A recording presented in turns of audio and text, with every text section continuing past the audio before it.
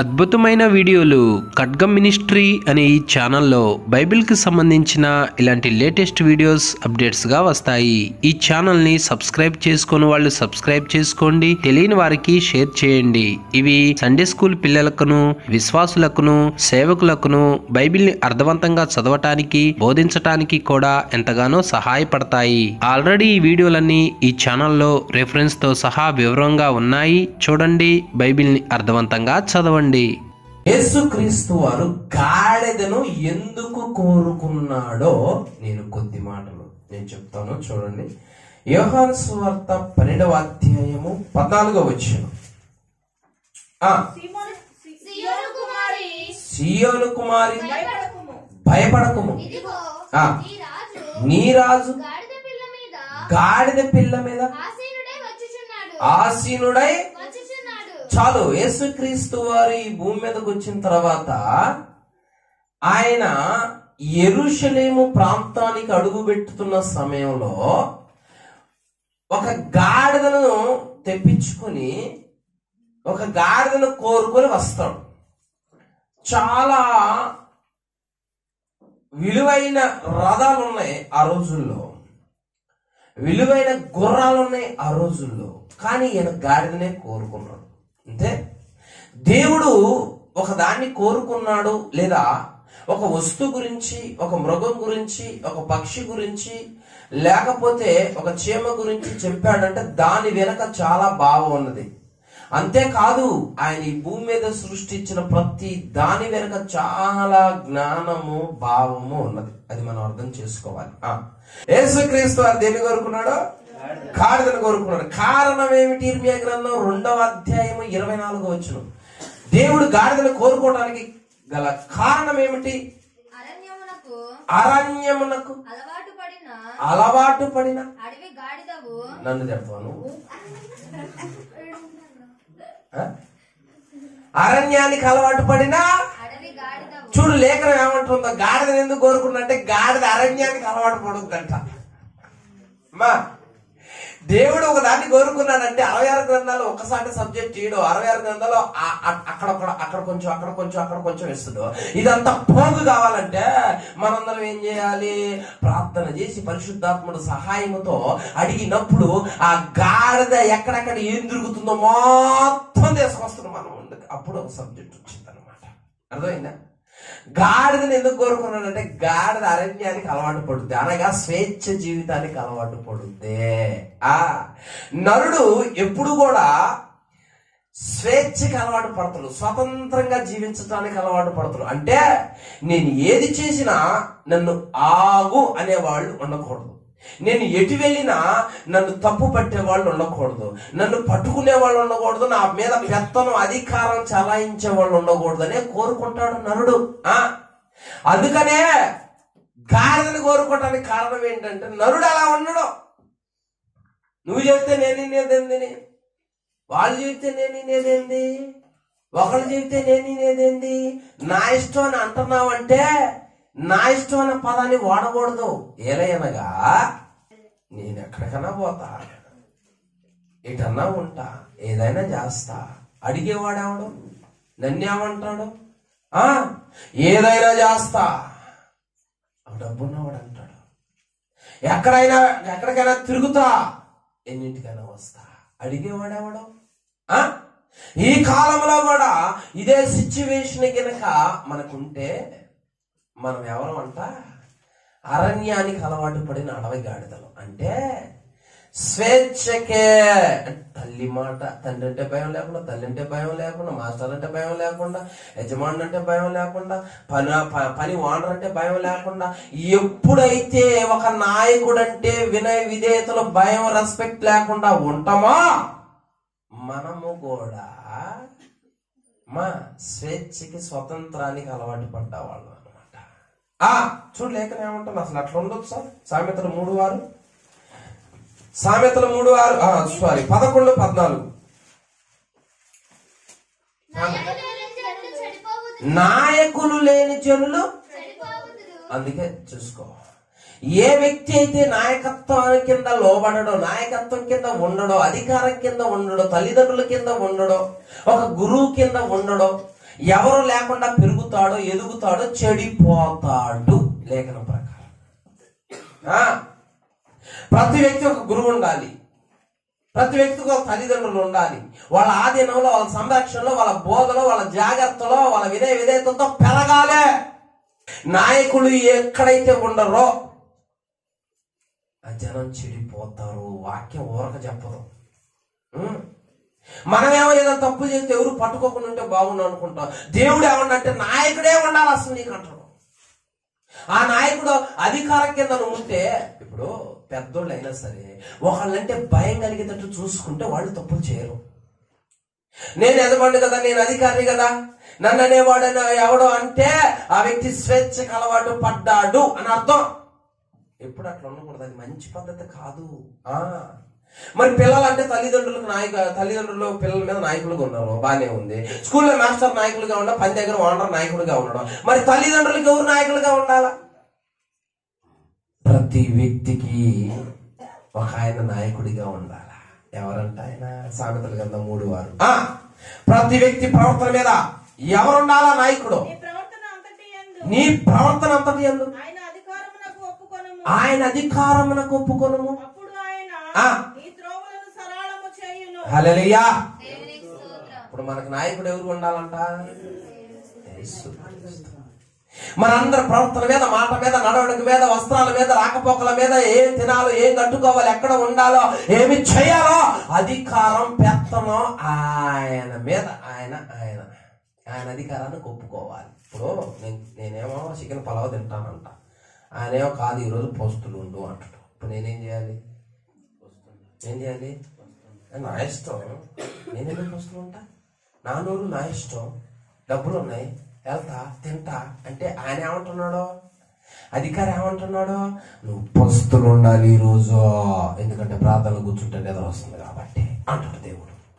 నేను పస్తులు ఉండను అని మనం అంటాం. ఇప్పుడు అధికారానికి లోబడ్డావా, లోబడలేదా? అందుకే నాయకులు లేని జనులు చెడిపోతారు. నీ బిడ్డ నీ నాయకత్వంలో, నీ భయంలో పెరగలేదనుకో, చెడిపోతాడు. ఒక మాస్టర్ కింద ఒక విద్యార్థి భయం కలిగి నేర్చుకోలేదనుకో, చెడిపోతాడు. ఒక సేవకుడి కింద ఒక గొర్రె, ఒక విశ్వాసి వినయ విధేయతలతో నేర్చుకోకపోతే, ఆ రెస్పెక్ట్, ఆ భయం ఉంచకపోతే దారి తప్పిపోతే చెడిపోతారు. ఏందనుకున్నాడు? మానవుడు ఎలా ఉన్నాడు? ఇదివరకు స్వేచ్ఛ జీవితం గడుపుతున్నాడు అంట, ఆది కాండం కాడ నుంచి. అందుకని దేవుడు ఏం చేస్తున్నాడంటే, మరే నువ్వు స్వేచ్ఛకు అలవాటు పడితే నాయకులు లేని జనులు చెడిపోతారా, పాడైపోతారా, చెడుకు ఫలితం నరకరా, పాతాళంరా, అది నువ్వు తట్టుకోలేవు. కాబట్టి నేనే ఇదిగో అరణ్యానికి అలవాటు పడిన నిన్ను, స్వేచ్ఛకు అలవాటు పడిన నిన్ను ఆ స్వేచ్ఛ ప్రమాదం అని పిలిచి నా అధికారం కిందకి రాయ్యా అని ఈ భూమి మీదకి వచ్చానయ్యా అంటున్నాడు దేవుడు. హల్లెలూయా.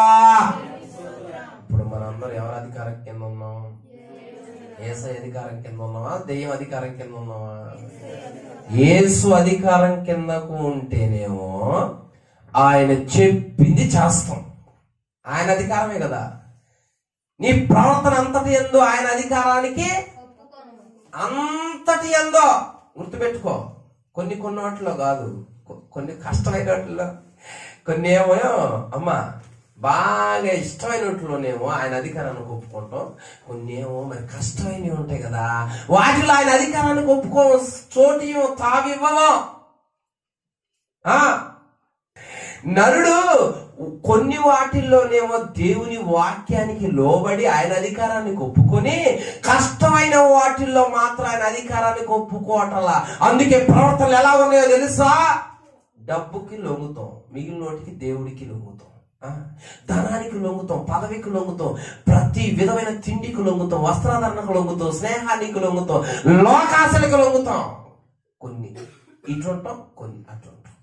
అందుకే దేవుడు అన్నాడా, నువ్వు అరణ్యానికి అలవాటు పడ్డావు అంట, నీకు స్వేచ్ఛకు అలవాటు పడ్డావు, నువ్వు నా భయం లేకుండా ఉన్నావు అంటున్నాడు. అతను అలా ఉండకుండా ఆయన వాక్యం కిందకి, అధికారం కిందకి రావటానికి ఈ భూమి మీదకి వచ్చినాడు. హల్లెలూయా. రెండవదిగా గాడిదలో ఉన్న ప్రత్యేకత ఏంటి? ఆదికాండం 22:3. ఆదికాండం 22:3. తెల్లవారినప్పుడు అబ్రహాము లేచి తన గాడిదకు ఒరే ఒరే ఒరే గాడిదకి గంట కట్టేది ఎందుకు నాకు తెలియకూడదా? అర్థమవుతుందా? మా అన్ని గాడిదల గురించే, మరి గాడిదల గురించేగా మరి క్రిస్మస్ అంటే మరి గాడిదనే కోరుకుంది ఆయన.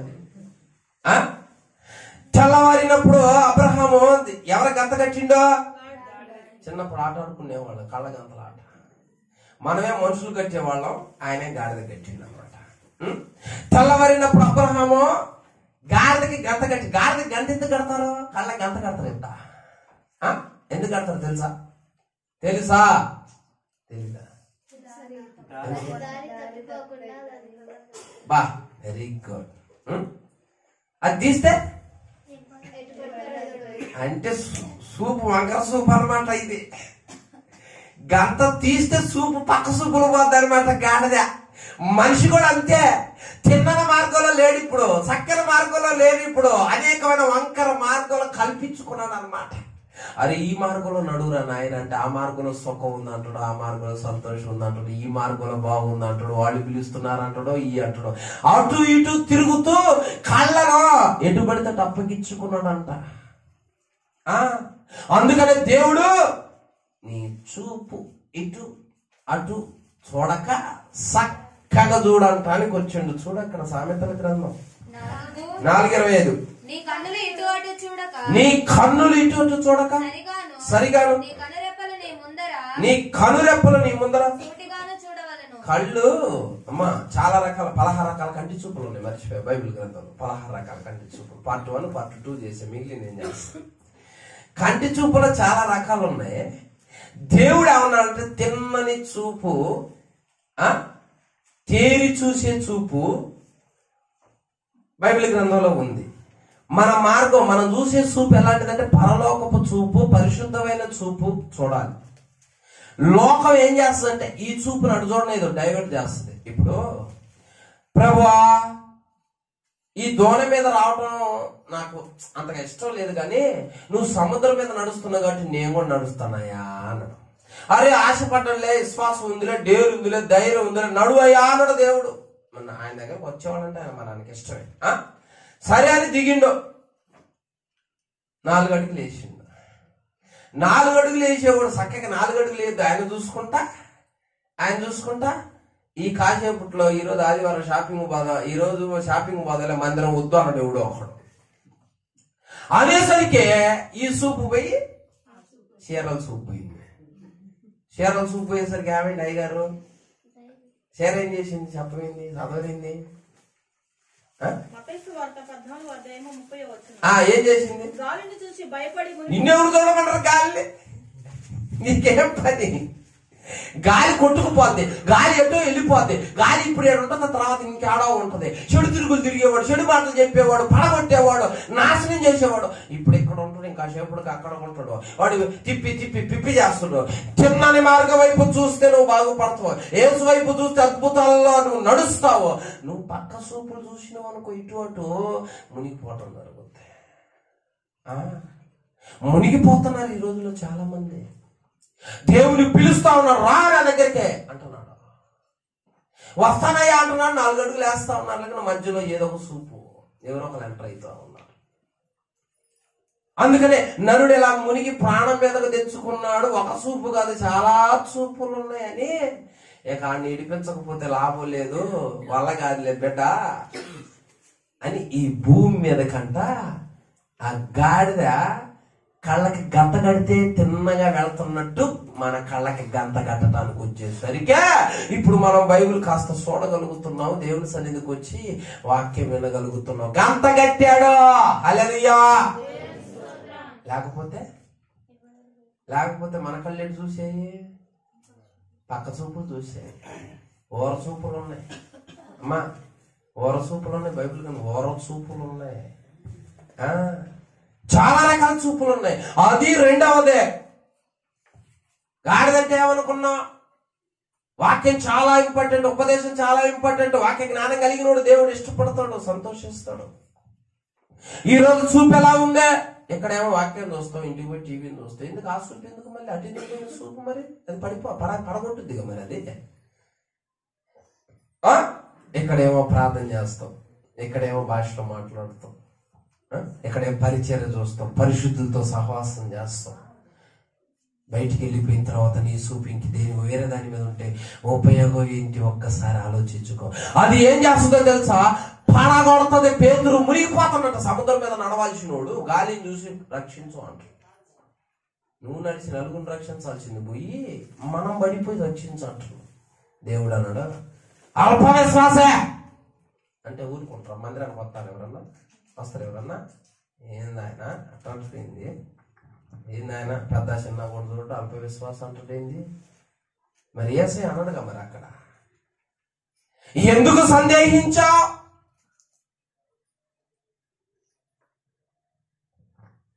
తండ్రి బిడ్డలను ప్రేమిస్తుంటే గద్దిస్తాడు, అది గుర్తు.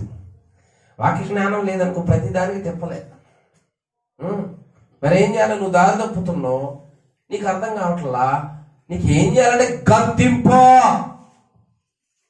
సందేహించావు, మునిగావు.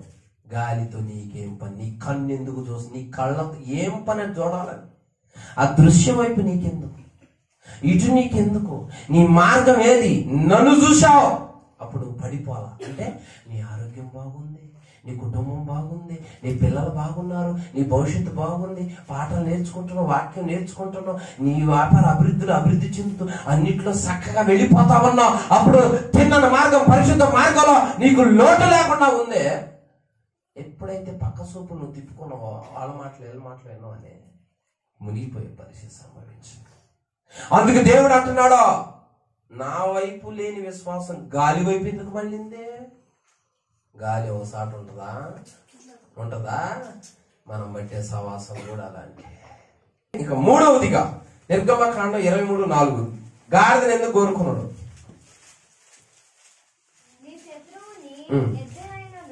నీ శత్రువుని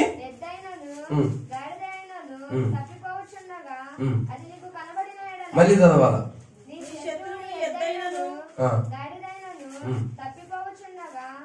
గాడిద ఏం చేస్తుంది? గాడిదలు ఇల్లు ఉన్నాయా? ఉన్నాయి మరి. మొదట గాడిదేమో అరణ్యానికి అలవాటు పడుద్ది, 2 గాడిదేమో కళ్ళకి గంట కడతారు, 3 గాడిద మేసుకుంటాం పోద్ది, ఎడిపోద్దు పాపం దానికి. ఒక చాట ఉండాలి. మనం దేవుని నమ్మితే ఒక ఇల్లే, ఒక యజమానుడే, ఒకళ్ళ దగ్గరే, ఒకళ్ళని అనుసరించటమే, అదే మనం చేయాల్సిందే. వేరే మందులోకి ఎందుకు తప్పిపోయావు? వేరే ప్రాంతానికి ఎందుకు తప్పిపోయావు? వేరే ప్రాంతంలో ఎందుకున్నావు? వేరే దాన్ని ఎందుకు అనుసరిస్తున్నావు? వేరే దాన్ని ఎందుకు ఇష్టపడ్డావు? ఆ మార్గంలో నీకేం పనే? చాలా మంది నువ్వు ఇంట్లో మేసి బయలుదేరావు బయటికి, అంటే దేవుని సన్నిధి నుంచి బయలుదేరావు బయటికి. దేవుని సన్నిధి నుంచి బయలుదేరి నీవు మరలా దేవుని సన్నిధికి రావాలి, మరలా ఎందుకు తప్పిపోయావు? ఎట తప్పిపోతుండో? నిర్గమకాండం 32:8 నిర్గమకాండం 32:8 నేను వారికి నియమించిన త్రోవ నుండి తొలగిపోయి ఏం చేసుకున్నారు?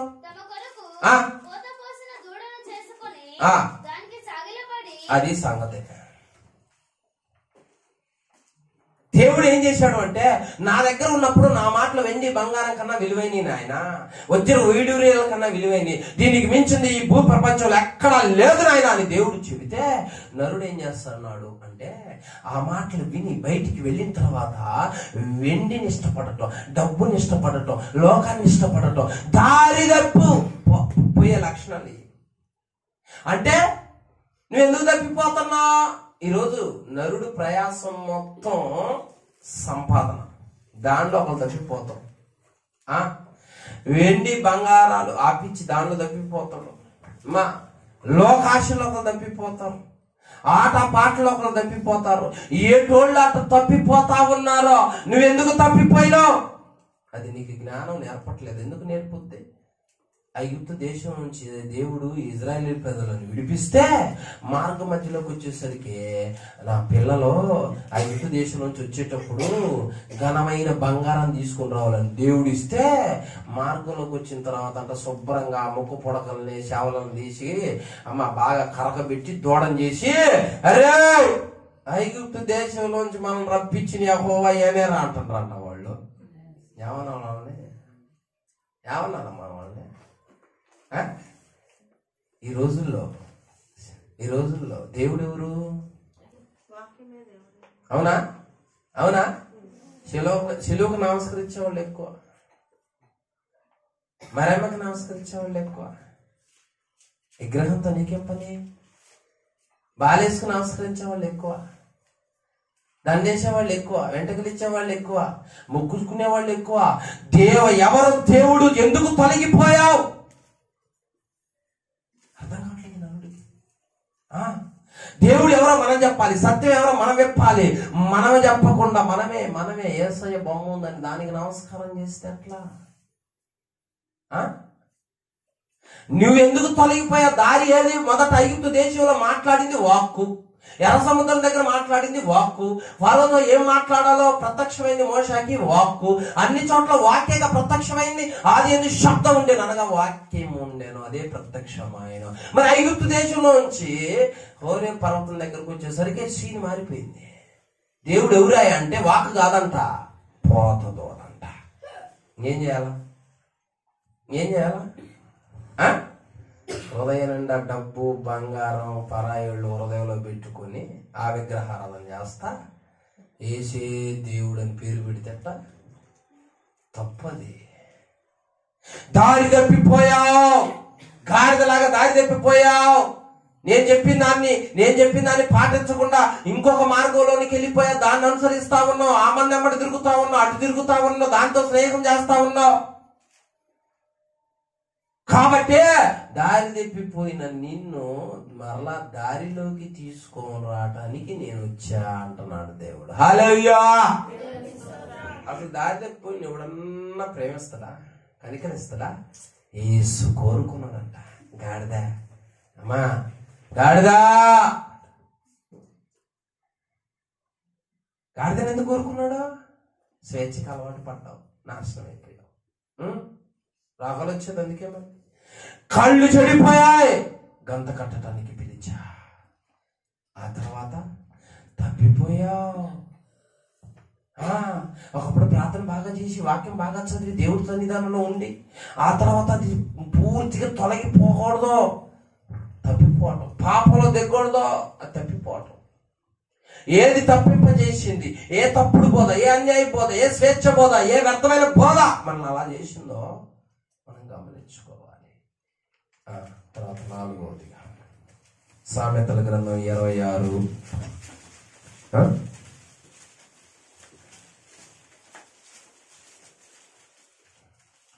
తీసారా? అక్కడ ఒక మాట ఉంటుంది. కీర్తన 32:9.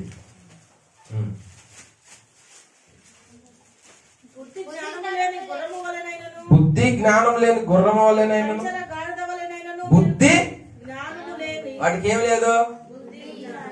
ఇది వాడికి బుద్ధి లేదు, జ్ఞానం లేదు అంట. పశువులకు మరి బుద్ధి ఉంటుందా, జ్ఞానం ఉంటుందా? అవును, బుద్ధి ఉండదు. అట్లకి ఎలా ఉండదో నేను చెప్తా. ఒక్క సందర్భం షార్ట్ కట్లో. అమ్మా వినండి తల్లి, నా మాటలు వినపడుతున్నా, నేను అరగంటలో ముగిస్తా అని అనుకోమాకండి. హల్లెలూయా. బుద్ధి జ్ఞానములు లేని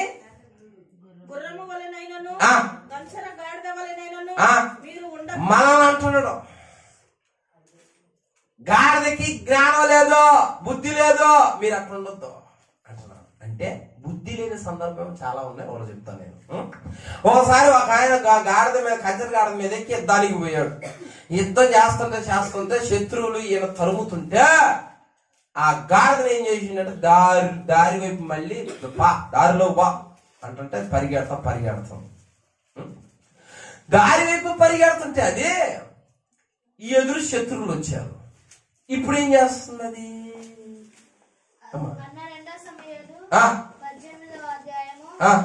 వెరీ గుడ్. 2వ సమూయేలు గ్రంథం 18:9. ఆ. ఆ. ఆ.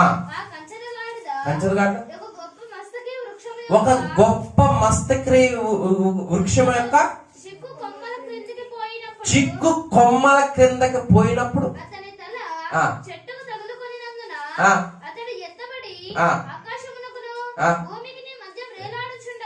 చాలు. యజమానుడు ఏం చేసింది? అర్థమైందా? ఒక ఆయన ఇద్దరికి కంచరగాడి మీద వెళ్తే శత్రువులు ఎదురొచ్చారు. ఇదేం చేసింది అనుకుని దీని సేఫ్టీ దీన్ని చూసుకుంది. నేను ఆ చెట్టు కిందకు పోతే నా యజమానుడికి ఆ కొమ్మలు తగులుకుంటే అని అనుకోదు, బుద్ధి లేదుగా. దాని సేఫ్టీ అది చూసుకుని ఫలాలైంది. యజమానుడికి ఏమో ఆ కొమ్మల కిందకు పోయేసరికి ఆ కొమ్మలు జుట్టుకు తగులుకొని ఎట్లేసిండు ఆయన. గాడిద ఏం చేసింది? సత్యసావు నాకెందుకు, నా సేఫ్టీ నేను చూసుకుంటాను వెళ్ళిపోయింది. నేనేం చేసిండు? ఆకాశానికి భూమికి బుద్ధి లేకపోతే అంతే పని బతుకు.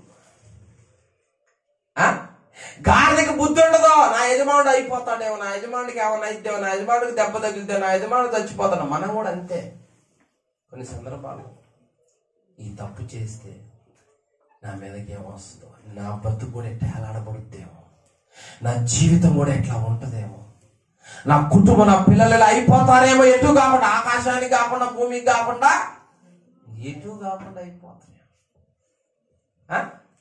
అని ఆలోచన లేదంట నరుడికి. ఏదైనా ఆవేశంతో మాట్లాడటం, ఏదైనా ఆవేశంతో చేయటం, ఏదైనా ఆవేశం పెరిగిపోతుంది నరుడికి. అందుకే బుద్ధి జ్ఞానం మీకు గాడిద లక్షణాలు, ఈ గుర్రం లక్షణం అట్లా ఉండకూడదు. మీరు జ్ఞానం కలిగి ఉండండి. అంటే యజమానుడు ఎటన్నా వెళుతుంటే లేదా కుటుంబం ఎటన్నా వెళుతుంటే ఏదైనా తట్టుకొని ఏదైనా ప్రమాదాలలో పట్టబడి ఇరికించబడి పడిపోతారేమో, దెబ్బ తగులుతాయేమో, గాయమైద్యాన్ని అవగాహన కలిగి ఉండాలి. బుద్ధి అంటే అది. ఫలాన్ని చేస్తే ఫలాన్ని దెబ్బ తగులుద్దేమో, ఫలాన్ని వైపు వెళ్తే ఫలాన్ని మాట వస్తుంది. ఇది బుద్ధి. మరి ఉందా? గాడిదకి లేదు. నరుడు కూడా అంతే. అది లేక ఈ అబ్షాలోము ఆకాశానికి భూమికి మధ్యన వేలాడినట్టు వేలాడుతుంది. అంటే బంధకాల్లో చిక్కుకున్నాం. ఆ బంధకాల్లో చిక్కుకున్న బుద్ధి లేని తత్వం నుంచి మనం విడిపించటానికి దేవుడు వాక్య స్వరూపిగా ఈ భూమి మీదకి వచ్చాడు. హల్లెలూయా. అంటే ఆయన ఇప్పుడు దేవుడు చెప్పకుండా నేను 3 చెప్పి ముగిస్తా. తర్వాత అదే అధ్యాయంలో అదే వచనంలో ఇంకొక మాట ఉంటుంది. చదవండి. ఇందాక చదివారుగా. బుద్ధి జ్ఞానములు, సామెతలు, కీర్తనలు అవి నీ దగ్గరకు తేబడినట్లు వాటి నోరు వారితోను కళ్ళముతోను బిగింపవలను. మళ్ళీ అదేంది? అర్థమైందా? వాటికి ఏం లేదు. 4వదిగా ఏం లేదు. 5వదిగా వాళ్ళ నోటికి ఏం చేయాలా? నోటికి కళ్ళెం పెట్టాలంట. గాడిదకి ఏం పెడతారు చూసారు ఎప్పుడన్నా? కంచర గాడిదకి అమ్మా కళ్ళెము అంటే ఎందుకు పెడుతున్నారు? అవి లోబడదు. కళ్ళెం లేకపోతే లోబడదు. ఇది లాగితే అవుద్ది. ఇది ఎట్లంటే చలోజా ఉరుకుద్ది. అర్థమైందా? యుద్ధానికి పోయేటప్పుడు తాడు ఒకటి ఉంటది. ఆ తాడి ఇక్కడ కడుతున్నావు, దాన్ని ఇట్లా లాగినప్పుడే ముందుకు పోవాలి. ఒక్కసారి గట్టికి లాగితే ఆగమని. ఇది లేకపోతే అది పోద్దా? అది లోపడతా బాయా అంటది. నువ్వు చేస్తే నేనేందా రవి పాస్టర్ అర్ధరాత్రి 12 గంటలకు వాక్యం చెప్పి నెల నుంచి మమ్మల్ని తిప్పి చేసి ఆ ఇల్లు గాలినారు అన్నావు, శ్రీనివాస్ గాలి అన్నావు, ఏడా అన్నావు, మేము ఎట్టగల పడుతున్నా నీకో అని మనసులో ఉంటది కానీ బయటికి రాదు. ఏంటి దేవుడు లేఖనే అంటది అనుకున్నావు? అవి లోబడేటట్లుగా ఉండాలి అంటే నువ్వు నోటికి కళ్ళం లోబడాలి. లోబడలేని తత్వం లేకపోతే మనం ఏం చేయలేం. అర్థమైందా? లోబడటం నేర్చుకో, తగ్గించుకోవటం నేర్చుకో, వినయం నేర్చుకో. ఎంత ప్రార్థన చేసినా, ఎంత భక్తి చేసినా, ఎంత వయసున్నా, ఎంత డబ్బున్నా, ఎంత అందం ఉన్నా, ఎంత పలుకుబడి ఉన్నా, ఎంత చదువు ఉన్నా, లోబడటం నేర్చుకో. యజమానుడు ఆగో అన్నప్పుడు ఆగాల, బా అన్నప్పుడు అర్థమైందా? ప్రార్థనకు బా అన్నప్పుడు పోవాలా, ఆగు అన్నప్పుడు ఆగాల. ప్రార్థనకు బాగా అన్నప్పుడు ఆగి, ఆగమన్నప్పుడు పోతనమ్మతో ప్రయాణం రివర్స్ అయినప్పుడు ప్రయాణం సాఫీగా సాగదు. నువ్వు ఆగో, కొంతకాలం ఇక్కడ ఉండో, నేర్చుకో, ప్రార్థన నేర్చుకో, వాక్యం నేర్చుకో, పరిచయం నేర్చుకో, నీ కృప ఉందే అన్నప్పుడు ఆగి లోబడాలి. అర్థమైందా? చాలా మందికి ఎన్నో టాలెంట్లు ఇచ్చాడు, దాన్ని ఏం చేయాలా? ఆగు అన్నప్పుడు ఆగాల. కాదు నేను పోతా అన్నాను అనుకో, ఏం నేర్చుకోలేము. అది ఆవేశం అన్నమాట. అంటే ఆమె అనగానే ఉరకటం పోతా అంటే. అర్థమైందా? నేర్చుకునేవాడు ఎలాగుంటాడు అంటే, ఇదిగో కష్టమైన బాధైనా ఇది చెబితే అది నేర్చుకుంటే నీకంటూ ఒక ఘనత, విలువ, ప్రభావం, ఒక రేంజ్ ఉంటుంది. ఎవరో ఆగి, ఎవరు లోబడతారా, ఎవరు వింటారా, ఎవరు విధేయత చూపుతారా, ఎవరు తగ్గించుకుంటారా, ఎవరు భయం కలిగి ఉంటారా, వాళ్ళని యుద్ధంలో వాడదామని నేను ప్రయత్నం చేస్తున్నా. అప్పుడు ఏం చేయాలంట? తప్పదు, కొన్ని జయించాలి. మరి కొన్ని లోకాన్ని జయించాలా, కొన్ని వస్తువులు ఉండాలా, గద్దింపు పైన ఏదైనా తట్టుకునే కెపాసిటీ ఉండాలా. అది నేర్చుకో, అది కావాలి. అంతేగాని ఆవేశం, నాకు టైం లేదు, వెళ్ళాలి అంటే దౌడ్ అనమాట. పరుగు తాగేలా బిజినెస్ ఉంది నాకు. మందిరానికి వచ్చేటప్పుడు ఎట్లుండాలా? తాంబేలాగా ఉండాలా. పోయేటప్పుడు ఎట్లుండాలా? కుందేలు టైప్ ఉండాలి. ఏంది అంతే చూస్తున్నారు? ఏంది అంతేగా. మందిరానికి వచ్చేటప్పుడు ఎట్లుండాలమ్మా? జలగలాగా ఉండాలి. పోయేటప్పుడు చిరుతలాగా ఉండాలి. గంతేస్తే అసలు ఏడు ఉండకూడదు, ఇంకా ఆ తత్వం ఉండకూడదంట. అందుకనే అవి గాడిదకి నోటికి కళ్ళెం ఎందుకు వేస్తానంటే అది లోబడదు. అది లోబడాలి, నేర్చుకోవాలి. దానికి ఒక ఘనత, ఒక విలువ, ఒక ప్రభావం ఉండాలి. అంటే అది లోబడాలి, కళ్యాణికి లోబడాలి, గద్దింపుకు లోబడాలి, హెచ్చరింపుకు లోబడాలి, చెప్పింది వినాలి. అప్పుడు దానికి ఒక ఘనత వస్తుంది. యేసుక్రీస్తు వారి గాడిదను కోరుకున్నాడు అంటే ఈ శిష్టాలు ఉన్నాయి. ఒకటి కళ్ళకి గంట కట్టడానికి, అరణ్య స్వభావాన్ని, స్వేచ్ఛని వదిలిపించటానికి, నోటికి కాళ్ళ వేయటానికి. లోబడా. లోకంలో నీకు చెడ్డ పేరుంది, నీ కుటుంబానికి ఉంది, నీ కుటుంబానికి ఏమైనా పేరుంది. ఇప్పుడన్నా నాకు లోబడితే అది కొట్టేస్తా, నిన్ను గణపరుస్తా, నిన్ను హెచ్చిస్తా, ఒక రేంజ్ లో ఉంచుతా. ఏందనుకున్నా? మరి 10 మందిలోకి లేచి నువ్వు మాట్లాడుతున్నప్పుడు సౌండ్ ఉండకూడదు. మన జ్ఞానాన్ని చూసి, సాక్ష్యాన్ని చూసి ఏలైతే చూపుతున్నారంటే అర్థమైందనుకున్నాం. దేవుని సన్నిధిలో నిలబడటం కుదరలా, టైం లేదన్న అక్కడ.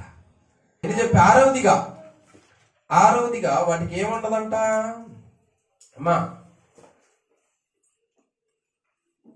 మత్తయి సువార్త 21:2. నేను ముగిస్తున్నా ఇక త్వరగా. మత్తయి సువార్త 21. మీ ఎదుటనున్న గ్రామాలకు వెళ్ళుడి. కట్టబడి ఉన్న ఒక గాడిదయు దానితోనున్న ఒక గాడిద పిల్లయు మీకు కనబడును. అదేం అయింది? గాడిద కట్టబడిందంట. గాడిద అంతే పశువు. ఎవడు కట్టేస్తే వాడి దగ్గరే ఉంటుంది. అది స్వభావం. నన్ను ఎందుకు కట్టేసినావు, నేను ఏడున్నావు అనే టైపు కదంటే దీనికి అర్థం ఏంటనగా నరుడు ఏ పాపం ఎదురైనా దానికి కట్టుబడి ఉంటాడు.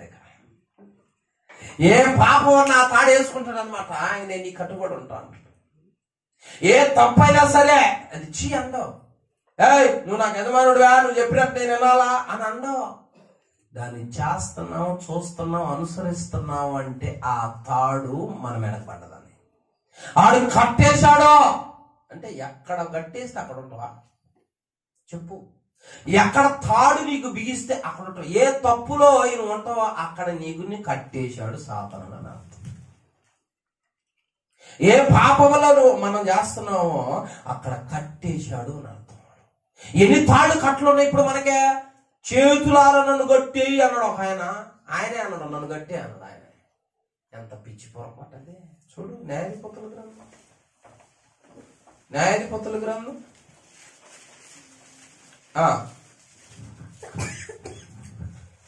16:11.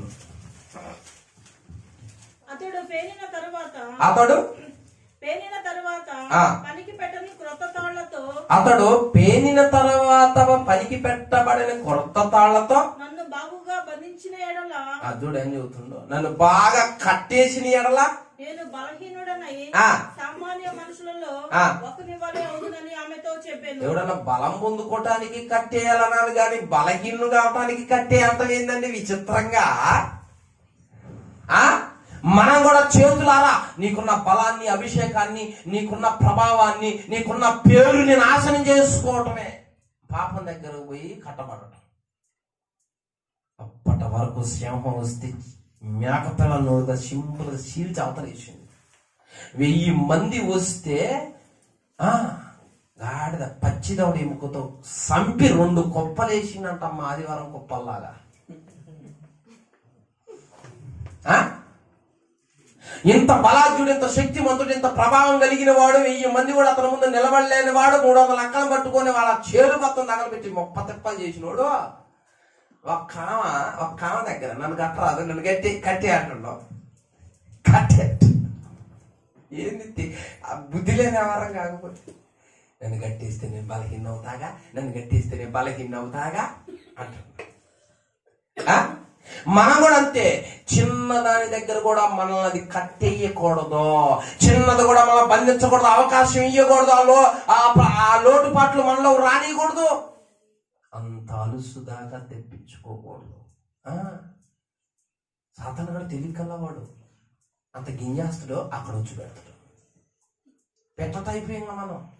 గింజ వైపే చూస్తే ఎట్లా, గుచ్చు వైపు చూడాలి కదా. ఈయనేమో మామూలు గడుగుతుందిలే, నీ బలం దేనిలో ఉందో చెప్పని మామూలు గడుగుతుందిలే ప్రేమగానే అనుకుంటున్నాడు. ఆ హృదయంలోనేమో ఈ నెట్టాయన బంద్ చేయాలి, డబ్బులు సంపాదించుకోవాలని నా ఉంది. పాపం కూడా మళ్ళీ అంతే. నువ్వు బాగా వాడబడుతున్నావు కాబట్టి, నీకంటూ ఒక పేరుంది కాబట్టి, ఒక ఆత్మీయ ఎదుగుదల ఉంది కాబట్టి నిన్ను కట్టాలే. ఎక్కడ ఒక సట కట్టి పడేయాలి నిన్ను. ఆ పేరు రాకూడదు, నువ్వు బలమైన కార్యాలు చేయకూడదు, అద్భుతాలు జరగకూడదు, దేవుడికి నీకు ఎడపట్టు కావాలి అంటే ఏం చేయాలి అంటే నిన్ను ఏదో ఒక పాపంలో ఆకర్షింపజేయాలి, పడేయాలి, కట్టేయాలి నిన్ను. అప్పుడు దూరం అయిపోతాడు దేవుడు. ఇక చూసుకో, బతికొండగానే మొప్ప తెప్పలు పెడతాడు. ఇక మనల్ని కట్టబడ్డమా, 2 కళ్ళు బతుకున్నోడికి 2 కళ్ళు పీకేసిండు పాపం. నేను అనుకున్నా ఎంత విలవెల్లాడిండో అనుకున్నా ఆ రోజుల్లో, ఎంత అల్లాడిపోయిండో, కేకల పెట్టిండో అనుకున్నా నేను ఆ రోజుల్లో. అందుకనే చాలా సార్లు హెచ్చరించేది, నువ్వు మంచి కృప ఉంది, టాలెంట్ ఉంది, ఎదుగు ఎదుగు ఎదుగు ఎదుగు, ఎక్కడ దాకా ఎక్కలేనంత కొండను నెక్కి అన్నాడు దావీదు. అంత ఉన్నతమైన స్థితికి తెలిసిపోయాను. ఎదిగేవాడు ఎదుగుతా ఉండాలి. ఈ బలహీనమైన పనులు చేసుకున్నాం అనుకో, కట్టబడితో చేతులారా ఎవరికి నష్టాలో తెలుసా? బతికొండగానే తిప్పలో, బతికొండగానే నష్టాలు, కష్టాలు. దేనికి పడితే దానికి అంత అలసి చేయకూడదు, అంత ఎచ్చితనాన్ని చెయ్యకూడదు. లిమిట్. హల్లెలూయా. తర్వాత ఎన్ని అయిపోయింది? చివరిగా 7 చెప్పి నేను ముగిస్తా. ఇప్పటి వరకు ఎన్ని చెప్పుకున్నాం? యెహెజ్కేలు గ్రంథం 23:20. గాడిద గుర్రముల వంటి సిగ్గుమాలిన మొహము గల, అంటే గాడిదను కోరుకున్నాడు. ఎందుకంటే అందులో ఉన్నాయి వాటి ముఖాలు ఎట్లుంటాయంట, వాటి ముఖాలు ఎట్లుంటాయంట. సిగ్గుమాలిన మానవ శానసార్లు వాడతారు, సిగ్గుమాలినోడు అని. ఎందుకు ఆ మాట అన్నాడు దేవుడు? ఎందుకన్నాడు? దేవుడు అంత తోడే మరి ఇంత మాట అన్నాడే, దీనికి అర్థం ఉందని అట్ట అనుకోవాలా. అంతేగాని ఏంది ఎట్లా మాట్లాడతారు, అదే ఇంకా అజ్ఞానం అంటే. ఇంకా మరి చివరిగా దేవుడు ఏమంటున్నాడంటే, అదిగే సిగ్గుమాలిన ముఖం ఉంది దాని ముఖం సిగ్గుమాలిపోయింది. అంటే చూడు, ఇర్మియా గ్రంథం 6:15. దాని ముఖం సిగ్గుమాలి నన్ను ఎందుకు అంటున్నాడు? 15. వారు తాము హేయక్రియలు చేయుచున్నందున సిగ్గుపడవలసి వచ్చెను గాని వారు ఏమాత్రమును సిగ్గుపడరు. అది సంగతి. అర్థమైందా? మానవుడు చేసే చాలా పనుల్లో కూడా సిగ్గుపడాలి లెక్క ప్రకారం, దేవుడు లేఖన ప్రకారం. కానీ సిగ్గుపడట్లేదంట. మరి ఇప్పుడు ఆ మొఖాలు ఏమనాలి? ఏ మొఖాలు అనాలి? ఆ మొఖాలని గాడిద మొఖాలే కదా. మరి వాటిని దేవుడు అంటుండే కదా,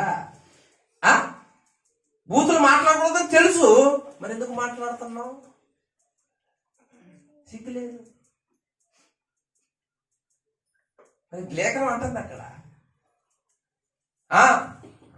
వ్యర్థమైన దృశ్యాలు చూడకూడదని తెలుసు, ఈ లోక స్నేహం వైరం అని తెలుసు, పాపం అంటే ఏందో తెలుసు, అవగాహన ఉంది, ఎరిగి ఉన్నాం. ఇవన్నీ ఎరిగి కూడా మరలా ఇది చేస్తున్నాం అంటే ఇప్పుడు ఏమనాలి మనల్ని దేవుడు? నువ్వు చేస్తున్న పనుల వల్ల సిగ్గుపడవలసి వచ్చింది కానీ నువ్వు సిగ్గుపడట్లేదు అంటున్నా దేవుడు. ఇప్పటికీ కూడా ఏం చూస్తున్నావు కూడా సిగ్గుపడకపోతే అమ్మా. అసలు ఒక పాట, ఈ రోజులు వచ్చే పాట, దానికి ఖచ్చితంగా విడబరిచి అర్థం రాస్తే ఎట్లుంటది? అసలు వినాత అయితే అది చండాలంగా ఉంటుంది. అయ్యేంటున్నారు పిల్లలు పెద్దలు అందరూ కలిసి. దేవుడు అందుకే అంటున్నాడు, సిగ్గుపట్టలేదా? నీకు సిగ్గు రావట్లేదా? ఏంటంటే అవి చూస్తుంటే ఎలా చూస్తున్నావు? గాడిద సిగ్గుపడదు, నువ్వు కూడా అంతే చూస్తావు. మనిషికి దేవుడు జ్ఞానం ఇచ్చాడు.